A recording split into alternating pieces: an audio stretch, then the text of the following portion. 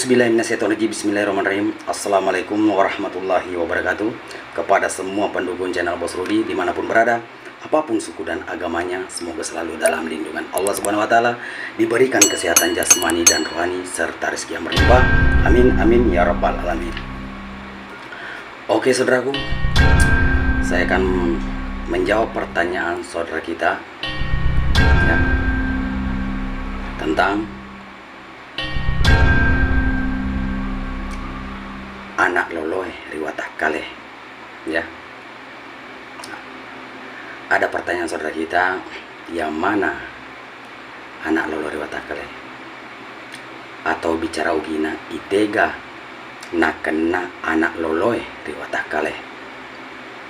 Oke, jadi apa saya sampaikan pada saudaraku semua ya, itulah yang saya pernah dengar dan yang saya pahami dari beberapa guru saya ya. Jadi kalau ada perbedaan itu wajar, karena jelas beda guru pasti beda pemahaman atau beda ilmu ya. Dan kebenaran itu adalah milik Allah Subhanahu wa Ta'ala, bukan milik manusia. Oke saudaraku, silakan kita dengarkan sampai habis agar tidak gagal paham ya. Jadi itega nak kena anak loloy riwatah kaleh, yang mana apa anak loloy atau bayi di badan kita ya. Jadi yang pernah saya dengar dari guru saya ya. Oke, sebelum saya menjawab pertanyaan saudaraku, jangan lupa dukung channel Bos Rudi, like, komen, subscribe, dan silakan dibagikan kepada teman-temannya, karena subscribe itu gratis saudaraku. Oke, jadi kita lanjut lagi tentang anak loloy riwatah kaleh. Jadi yang pernah saya dengar dan yang saya tahu, anak loloy riwatah kaleh naseng tomatoa ya nari itu yang berada di tahu-tahu matata ya. Biji mata ada hitam. Coba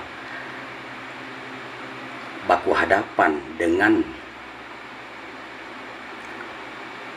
teman-temannya atau dengan siapapun, coba kita lihat